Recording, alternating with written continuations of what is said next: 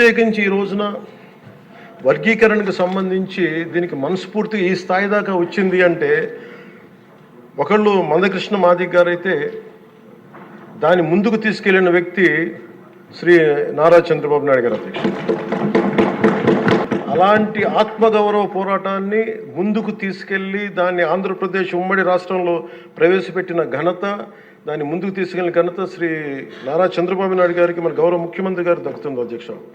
ఈ రోజున దేశ స్థాయిలో దీన్ని ముందుకు తీసుకెళ్లగలుగుతున్నాం అంటే ప్రధానమంత్రి గారి దృష్టిలో పడిందంటే దానికి నాంది ఆంధ్రప్రదేశ్ నుంచే పడింది అధ్యక్ష.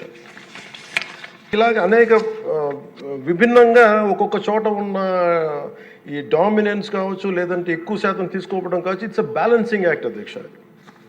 ఇది వీటన్నిటిని గుర్తించి మనస్ఫూర్తిగా ఈ రోజున నారా చంద్రబాబు నాయుడు గారి ఆధ్వర్యంలో ఈ రోజున ఈ ఎన్డీఏ కూటమి ప్రభుత్వం ఈ మా రిజర్వేషన్ వర్గీకరణ బిల్లుని మనస్ఫూర్తిగా జనసేన తరపు నుంచి మనస్ఫూర్తిగా మేమందరం సమర్థిస్తున్నాం అధ్యక్ష. ప్రత్యేకించి నేను మొన్న రాజీవ్ రంజన్ మిశ్రా గారితో మాట్లాడుతూ ఉంటే 100 నుంచి 10,000 లోపు ఉన్న దాదాపు 59 ఉపకులాలు, మా దళిత కులాలు, ఇవన్నీ మాలమాదిగా దళిత ఉపకులాలతో సహా 59 ఎక్కువ సంఖ్యాబలం ఉన్నాయి. దీన్ని ఎలా చేస్తారంటే 100 లోపు నుంచి 10,000 లోపు ఉండే 46 కులాలు అధ్యక్ష. కొన్ని కులాలు దాదాపు 30-40 మంది కూడా ఉన్నారని వారు తెలియజేశారు అధ్యక్ష.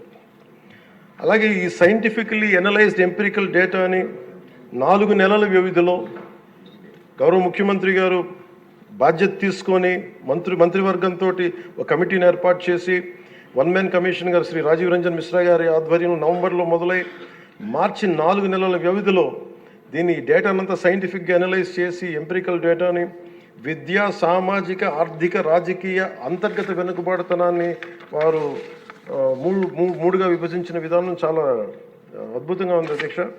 ఇది అందరికీ మేలు చేస్తానని కోరుకుంటున్నాను. మందకృష్ణ గారు వర్గీకరణ ఉద్యమానికి ఆద్యులు.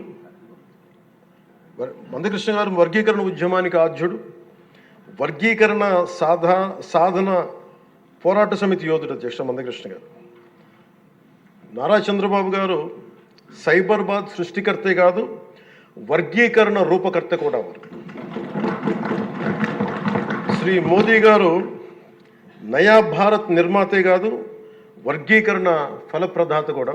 అందుకని మనస్ఫూర్తిగా ఈ వర్గీకరణ బిల్లుని ముందుకు తీసుకెళ్ళి దీనిని